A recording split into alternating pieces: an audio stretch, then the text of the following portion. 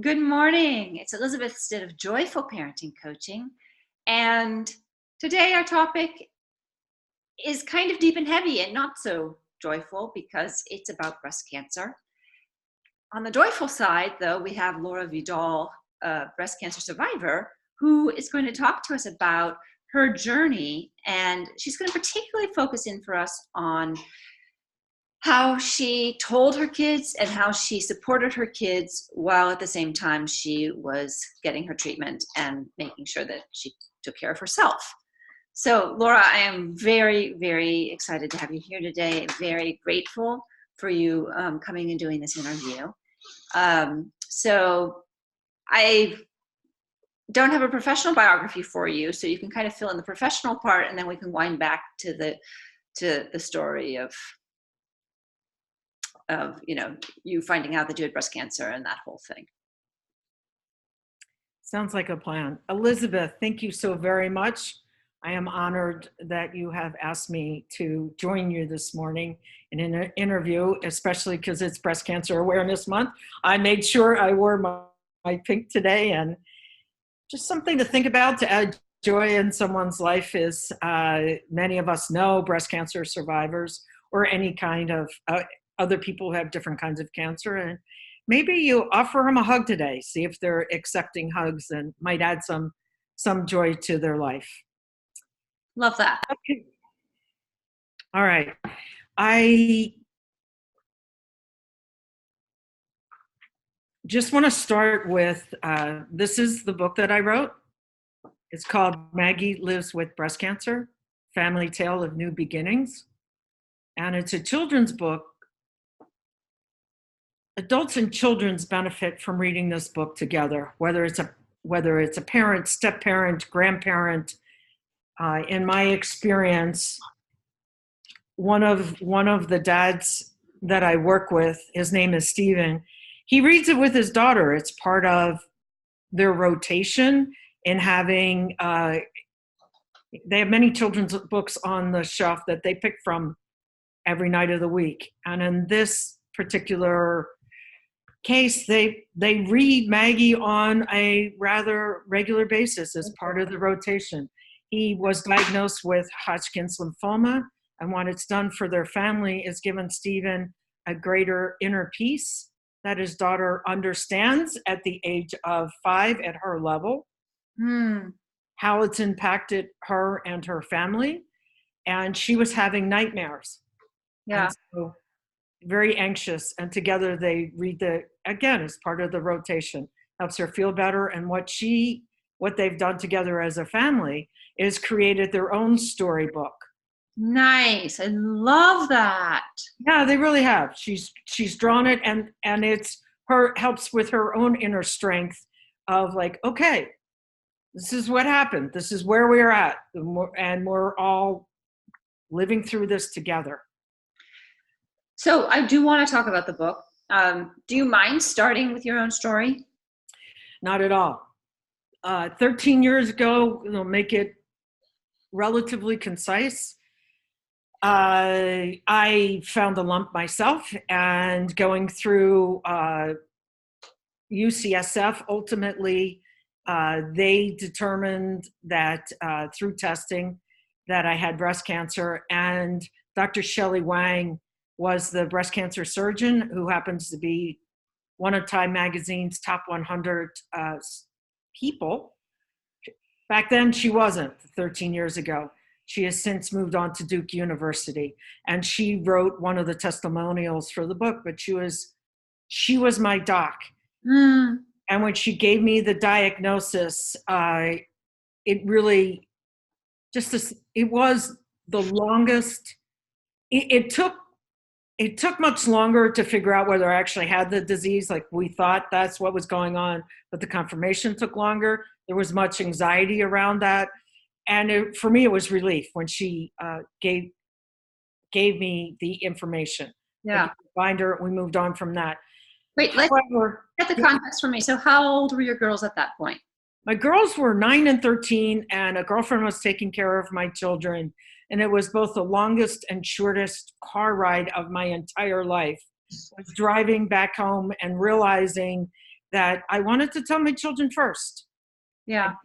And I honored that. I happened to be separated from my husband, and too many times they got information from other family members and other friends before they heard it from me. And my commitment was to tell my children first. And I blurted it out, and my oldest daughter was absolutely the most supportive. She's like, Mom, I know you'll beat this. She's the only person that ever said that. A lot has changed in 13 years. Mm-hmm. And just to give you an example, now I attend the UCSF breast cancer forums. Dr. Hope Rugo wrote the foreword for the book, and she is the host of these breast cancer forums. And the most recent one is women are living longer with a breast cancer diagnosis. That's the first time I've heard that, although that's been my experience. I had the good grace of making all the milestones for my children, which was what I wanted to do. And I feel fortunate that that happened. So I feel like, I don't know how this lands with you, I feel like when doctors are ready to say something, when they are ready to proclaim something, you can begin to kind of absorb it and trust a little bit in it. I'm not happy that more women are diagnosed with breast cancer and are living longer. Clearly, if we can learn our life lessons without having to experience the disease at all, may they ultimately come up with a solution where it doesn't happen. And there's many organizations out there. Zero Breast Cancer here in Marin is focused on prevention, and there are different organizations that focus on different pieces of it. And over time,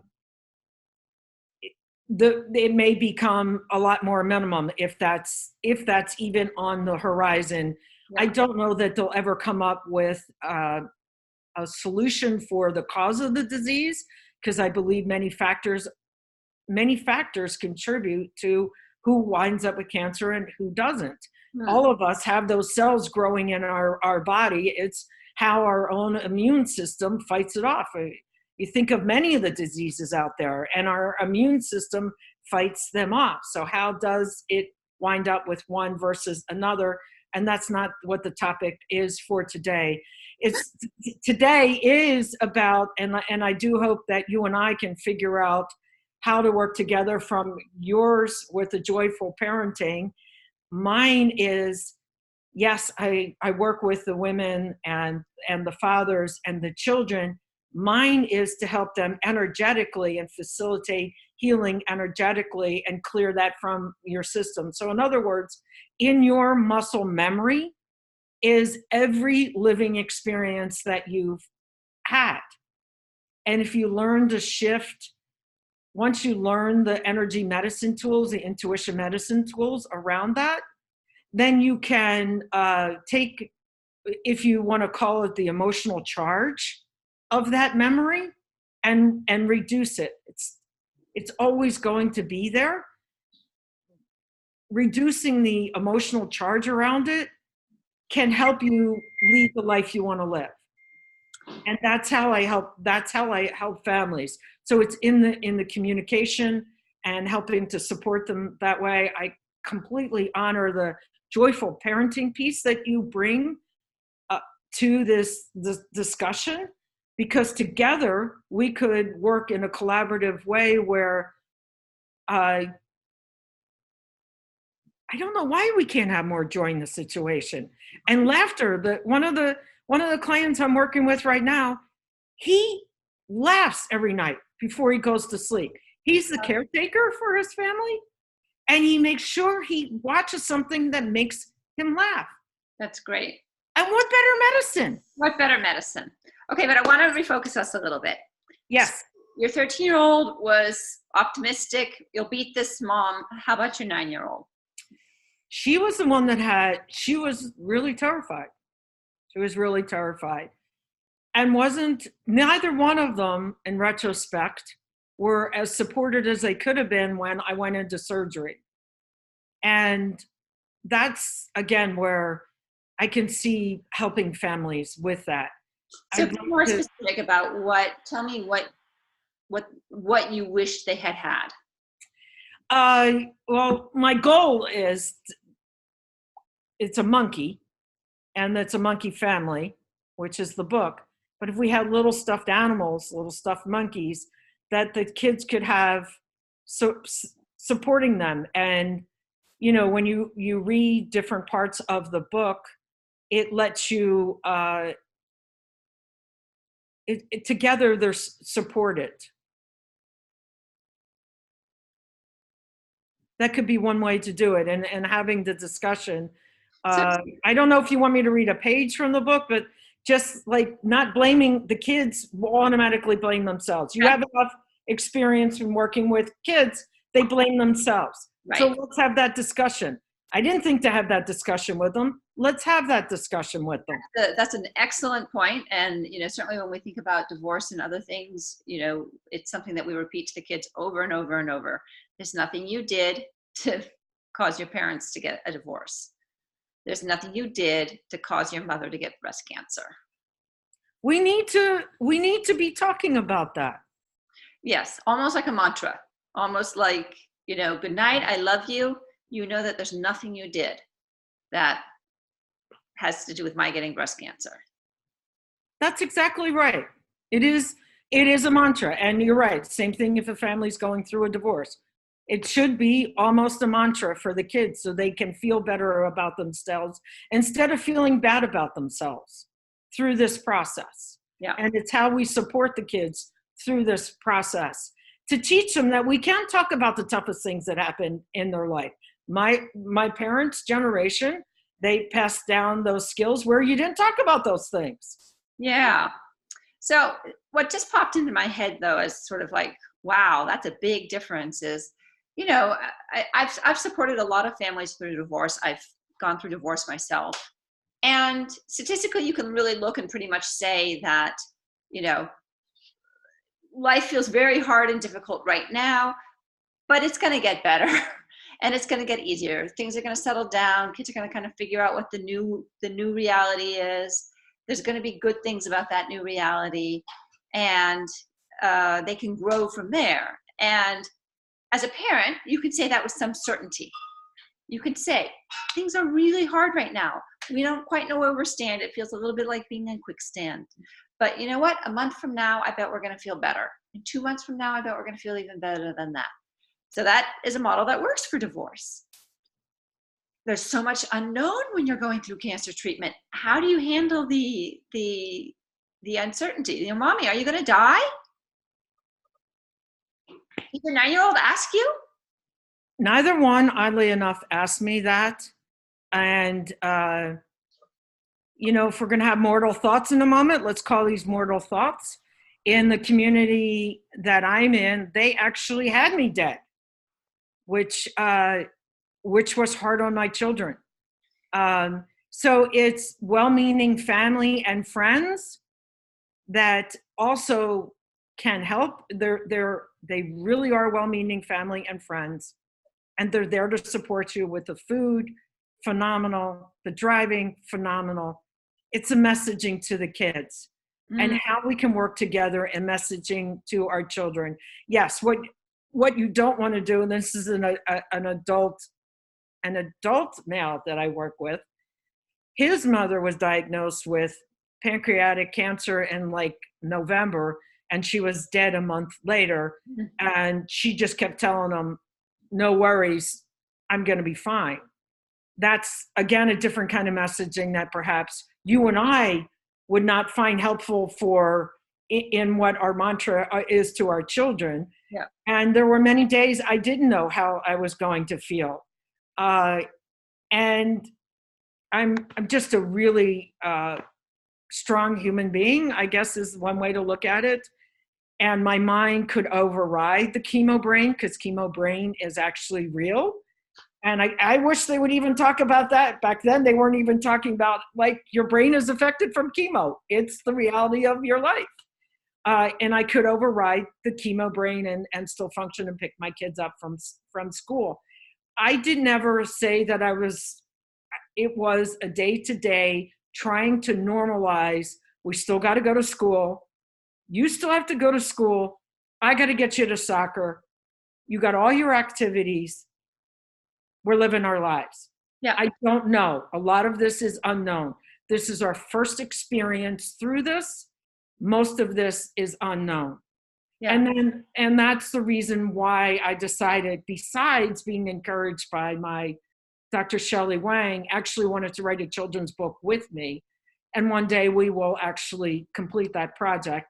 It's not today, but that's why I moved forward with it, because it's a new experience for everybody in your family, just similar to divorce. It's a new experience. You're forging new roads. There is an unknown. It's how you have that discussion with your kids. And this just gives you, the book itself just is a resource to read again and again. Kids can read it amongst themselves to get an idea. And yes, I don't know when I'm gonna, those mortal thoughts, how none of us know how long we're gonna be here. And I don't see why we can't talk about that either. And just, if you want to call them mortal thoughts, or what would you suggest as a reframe on that? Just because we are having a dialogue and see it in your model of joyful parenting. Yeah, I mean, obviously, I mean, when we're talking about death, the easiest deaths to talk about are very old people, right? Yeah. Because you can say then that yes, we do all die, and eventually we're all going to die. Mommy, are you going to die? Someday, but not until I'm Grammy's age or even older than she is. And Grammy's sick, or Grammy got sick and Grammy died. And when our bodies get old, they get frailer and we get more vulnerable and they die. Mommy, are you going to die? Sweetheart, I'm not going to die. Right? And that's a kind of lie, because of course you could get hit by a bus tomorrow, or you could get diagnosed with pancreatic cancer and be gone in a month. But to me, that's a kind of acceptable kind of lie, within the context of providing security for a child. So now you've really changed the game, right? Because the level of uncertainty is so much higher. I think, what I'd probably do is to say, sweetheart, I don't know, but look at these women who have had breast cancer and have survived. Here's Mrs. So-and-so. She had breast cancer and, she had it 15 years ago. Here's Mr. So-and-so. She had breast cancer and she says, I think that's probably would be my approach. That was and remains my approach, versus saying, don't worry, I'm going to be fine. I didn't know. If there's a spiritual belief in the family or a religious belief, not trying to impose any of that on a family. Those that do can go with the guidance of it's in God's hands, and that can be a comfort to a child as a way to handle it. But it was more of, let's just take today. Let's live today and do as much as we can and enjoy each other as much as we can and live our lives that way. Was from you could do either way. To stage from you got your diagnosis, and how dire was the diagnosis when you got it? I was at stage 2. Okay. I was at stage 2. It was, I had anything but the typical course of treatment. Yes, I had the mastectomy, reconstructive surgery, radiation from that perspective. I just wound up with complications along the way. Like kind of, at least UCSF views it as a rebirth, and in the sense of it was 13 years ago, it was like a 9-month process. So I see it as a new beginning or a rebirth, and hence why it's called a new beginning, because this is a chance. This is not UCSS philosophy. This is my thoughts on life. It was a chance for me to go, what is working in my life? What isn't? And am I living my best life? And I saw it as a roadmap or a new beginning and a chance to transform things that I needed to change to help live my life and be a role model for my daughters. Yes. That's what I valued then and still value today. And in that messaging, not knowing if, and again, we can move forward on whether you live or not live. It's, are you living your values that day, that week, that year? Do you see it as a chance to grow and transform your life and maybe change things that you need to change to live the life you want to live? And that's where it's made a difference. I can totally appreciate the difference it would have made for you. And at the same time, I can see, what a strong message that is for your children to hang on to. Right. And in some ways, a blessing to learn that younger rather than older. Right. I mean, if they can have come out of this with more awareness, right, more heightened awareness of that life is precious, and that, therefore I need to always be asking that question. Am I living my true values? Am I living my course? Am I, who I want to be in the world and where I want to be in the world today? That's what you want your children to learn, whether you go down this, whether the path of breast cancer is presented to you or not. But ultimately, that's what you want your children to question. It's not something we're very conscious of, I don't think. I think for most of our kids, we are so focused just on the get to soccer and get, study for your SAT, take your SAT, get those apps in, that we forget to stop and say, today has value. Today is precious. Yes, there's things that you need to get done for future steps, but don't lose sight of today. I wonder, how old are girls now? My daughters are now 23 and 27. Okay. So it's been a long time. And have you ever kind of checked back? What did they think of the book, by the way? They both like the book. It was edited many times with Create Space and also 1106 Design, who created the interior. So there was plenty of edits. But my favorite edit was from my oldest daughter. When we sat down and read it, she lives in Brooklyn, and she's like, "Mom, I think you could word it this way." I'm like, "All right, we got it." And that's one of the things that felt really good about it. Nice. And have you asked them, what was helpful when we were all going through this? And, what do you wish you'd had more of? Or, were there any horror stories of like, oh yeah, remember our neighbor so-and-so, she said such and such? They would have, especially my youngest, would have appreciated the more support, especially when I went through surgery.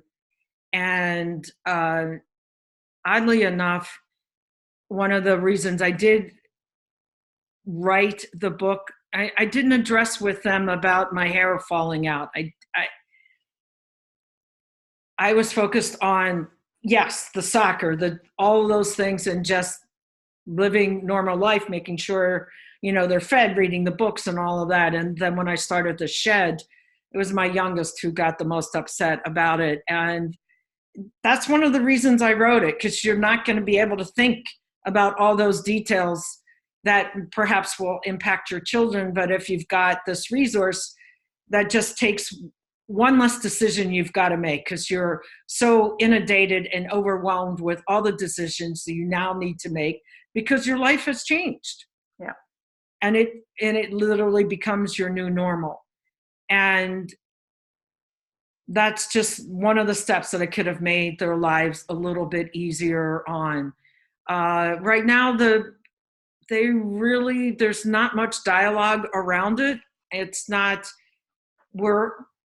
they're aware of where I'm at and how well that I actually do. And I just say, hey, I'm not feeling well today, or I need a little bit of extra time. And they are both supportive around that, and they get that. Yeah. So that's they could have used more support around that along the way. And I see that. So that's one of the reasons why I'm committed to trying to help families. So give me the words. So let's say I'm your neighbor and I've offered to pick up the girls and to do the driving between activities for the week. What is it, as the caring adult in their life then, that you want me to say to them? I think that should be on an individual family basis. And that's that's why I work with the family, is so they're clear on, again, a little bit of, it's about what they value. And what came up for my oldest daughter and myself is, again, the well-meaning family members and friends who are like, you got to step up to the plate. Your mom's sick. You're now more of a mother to your youngest daughter. And I was not well enough to like go, I am still. Yeah. I'm still mom here. I'm still mom here of both of you. And for my concern, what I was valuing in the moment was that was too much pressure on my oldest daughter, who was grappling with a mother living through breast cancer and the treatment. And to add that level of, well, now you've got to step in and be more of a role model and a mom figure, for me as a parent, that was too much for her. She was trying to navigate her own life. She was a teenager going through high school. Let's get a reality check. And I'll give you an example. They could do an extra test at UCSF one day. And it was time to go pick up my youngest kid from school. And I told them, no, I'll be more than happy to come back. You can retest me, which is great. If any system you go through, any hospital system you go through, if they can get all the tests done in one day and you know all the answers and you can walk out that door, it's fantastic. I thought about what would be going through my daughter's mind if I wasn't there at 3:00 to pick her up. Yeah. She gets a message from the counselor at school. You're sitting here. Mom's still at the hospital. She's got another test to run. Yes. Boy, does that add the anxiety level to a 9-year-old that she does not necessarily need. And so I said, and I did. I came back. We rescheduled the test. It all worked out. And I was there to pick her up. Good job, Mom. It was every bit as important to me. It was every bit as important to me because it helped me be as normal, living my life, taking care of my kids. Yeah. Yeah. Good job. This is just from the thread before, the thought before. I wonder if having a sort of cheat sheet manual for your support circle, because you said you don't have a blanket answer for what do you want the caring adult to say, that is based on the family. But I can imagine that in the middle of treatment and being sick and everything else, you don't want to have to like give everybody, that you don't want to have to like personally give them the primer on how your family is languaging things. And so, I almost wondered if you have like a standard PDF that goes like, this is how we're approaching this, and, to be supportive and to be part of our circle and to be one of the caring adults in our lives. This is the party line. I like that idea. And maybe that's what I need to create. Maybe some kind of template. Yes, yes. I'm in agreement. I'm in agreement because it would have eliminated, in my own personal experience, it would have eliminated the challenges that arose out of the well-meaning family and friends with my oldest daughter and myself. Yeah. So yes, maybe that's an additional service that I offer, and I like that idea. It really needs to be a cheat sheet, and I hope by sending this out to both of our communities, maybe we'll get some feedback from families that have gone through this and have their suggestions. And I'd love to add that as part of the cheat sheet, because getting the feedback from other families will help your coaching practice and also my energy wellness guidance practice. Yeah, so I agree. Joyful Parenting Family. If you have gone through this either in the immediate family, or you've been, sister or aunt or somebody else to a family going through this, we'd love to hear your feedback. Absolutely. Yeah. So Laura, one of the things that I was curious about, just in terms of the book, was, and I'm fascinated that a 5-year-old really benefited from it, and I'm wondering what you kind of have found the bottom age to be helpful for. It is long paragraphs, right? It's not, it's got pictures, but it's not strictly speaking a picture book. It's almost more like a beginning chapter book in terms of the length and the density of text. Did you talk to your editors about that? Did you think about like, well, because I would have even, like, I like the idea of it being a launch pad for a parent together, reading and talking. But I would think like a 3 or 4-year-old would probably have a hard time tracking it then. Yes. And that 3 or 4-year-old may be more interested in just looking at the pictures. And the pictures themselves have some meaning. And from that perspective, that can be immensely helpful. I want to look at one. Which direction does it go? I think you told me that the artist is a young artist. She is indeed, Heather DeBras. I think this visual, the book is intended for 2 to 12. Adults and children have benefited from it. Adults find it endearing to read it, and the kids enjoy looking at the photos. I think emotionally, Heather captured what that woman was feeling like after surgery with this photo. And maybe that's enough for that 3-year-old. Maybe, yeah. Maybe that's all they need at that moment. Just as a suggestion, and again, in an ideal world, there's the monkey family where the younger kids, mom's gone into surgery, she's got whatever the stuffy is to comfort them in the moment, and know that we'll talk about it as much as, age appropriately, how much we'll share with one another, and just to have more reassurances for that little kid going through it. Yes. And that's, going back to the question of, what does my gut say about supporting kids? I think another important piece, there's nothing you did to cause your parent to have cancer.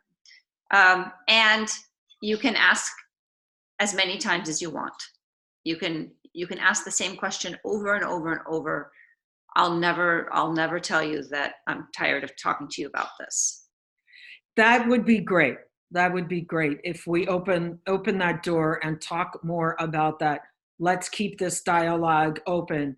I think it also helps us heal those that the research that I have done, particularly, yes, the book is geared more towards a middle schooler. That doesn't mean either end age group doesn't benefit from it. And interesting enough, it's the young adults that are like 20 to maybe 40 who experienced a grandparent that went through whatever form of cancer.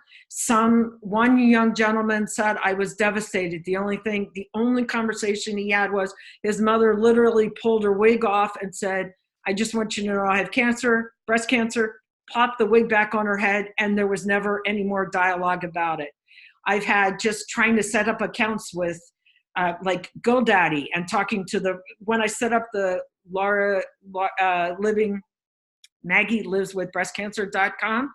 Yeah. The young person I spoke to on the phone at GoDaddy was like, oh my gosh, we got to be talking about this.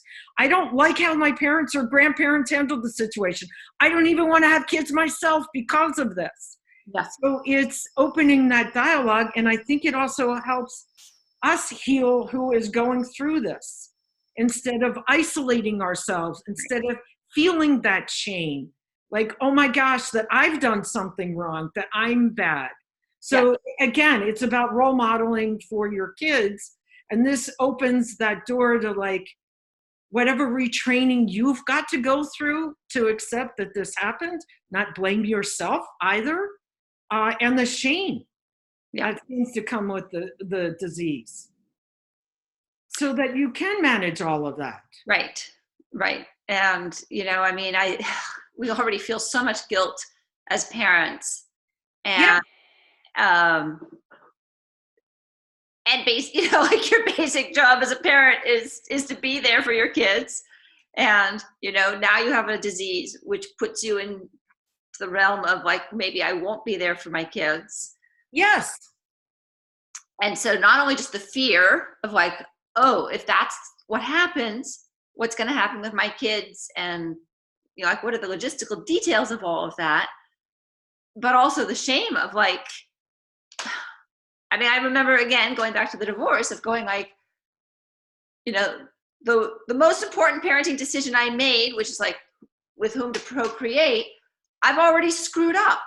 And I can't go back and undo that. No. Right. And like that of all of the parenting things, that one was clearly on me. I made that choice. And, and you get into that state. And of course, then you have to go beyond the state and go like, I did the best. I made the best choice I could at the time. And, absolutely. And there were a lot of good things about the choice that I made at the time. Absolutely. So, and how long, you said you and your husband were separated, or were you already divorced when you got the diagnosis? We were separated, and I can relate to all of this. Relate to all of this. But you had the double whammy. Double whammy. The kids got a double whammy. Yeah. Were they going back and forth? They lived with me. They saw their dad on alternating weekends and on Tuesday nights when he could do that. He worked a lot. He supported our family financially, which was completely fantastic. And traveled a lot when the kids were young. He was gone typically Monday through Friday. So that's, in our case, that's, the court looks at that and makes a decision. And other families, they'll rotate weeks. In our case, he traveled all the time. So the kind of work. Really already used to, you were a threesome that had been functioning. Yes. For a lot of the time anyway. Yeah. Yes. Yes. Yes. Well, okay. So Laura, I know that you are servicing people in person in Northern California. Are you also servicing people through Zoom, online, through phone calls? Absolutely. Absolutely. I don't touch another human being. There's sometimes that misperception that some energy workers can, I don't want to use the word energy worker. In intuition medicine, we don't touch someone. Okay. As an intuition medicine practitioner, that's not how I facilitate healing. Okay, so just tell me, what if I were calling you and going, what would your next step with me be? We would have a conversation. It's a free consultation to see if we're a right fit to work together. And if we're not, I can make other recommendations within the intuition medicine community. I can make other recommendations for someone for you to work with. And of course, I would like it to be a right fit. However, sometimes it's not. And I can say, hey, I think somebody else could help you more with what's going on with your family. Once we agree that it is a right fit, you would, it's a 3 to 6 month package to work with me. And you would need to sign a contract just so it's very clear the service that I provide for you, and that you're able to understand that. And there is communication all the way through as you learn some of these skills, and I support your family, and you get clear on the values. And it's helping to change your inner game and helping to change the inner game of your kids and facilitate that healing energetically. And are you mainly working with people while they're in treatment, or are you working with people who are still processing that they're cancer survivors? I work with both. I work with both. Okay. And the notion, so I'm laughing for a minute just because I shouldn't, but Let's laugh. Let's add some humor. It's okay. I'm That's the hearing, joyful part. I'm hearing the word intuition healer, and I, even though I live in Northern California, I'm thinking like, oh, that's such a Northern California thing, and I'm imagining Medicine, yes. that I might live in a place where there are fewer modalities available, and it may have been something that I've never heard of before. And so, what do you say to the person who they're reaching out, they're looking for some kind of help, but the title of intuition healing just feels a little bit far out there and like, oh, come on. Intuition medicine is about learning, relearning, and honoring your own intuition.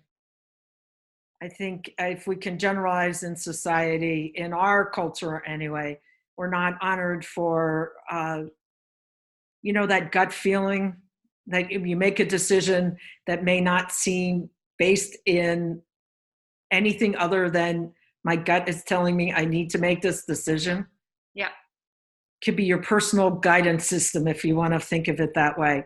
It's honoring more of that. It's completely science-based, works with your actual energy field, and it just retrains you to honor your own intuition and clear out energetically the effects of going through surgery and the experience itself. It's not, the word cancer is not as emotionally charged for me as it once was. And that's been a real blessing. I know we see, perhaps that's enough of an answer. Okay. And I'm just curious whether or not you had an intuitive healer help you while you were still in treatment, or if this was something that you first heard about when you were already in recovery. There's a doctor here in Marin who runs Dr. Beth McDougall Clear Center of Health. Her daughter is now 18 and off to college, and I started seeing her when she was an infant. And it's the one thing I started, what was it, about 2012? Yes, it would be 2012. In working with her, she's a medical doctor, but what is called alternative medicine, and she has solutions that way. When I was, the diagnosis was confirmed, our discussion always had been, I have X patients do this, Y patients do this, Z patients do this. Those were basically our discussions. And August of 2016, August of 2010, or June, July, somewhere in there, I'm in seeing her, and she sat across from me and said, I want you to go home today and fill out the application for the Academy of Intuition Medicine. You need to attend. And I did. I was in the middle of a divorce, and in the back of my mind, I'm going, oh, yeah, I really need to fill out more paperwork.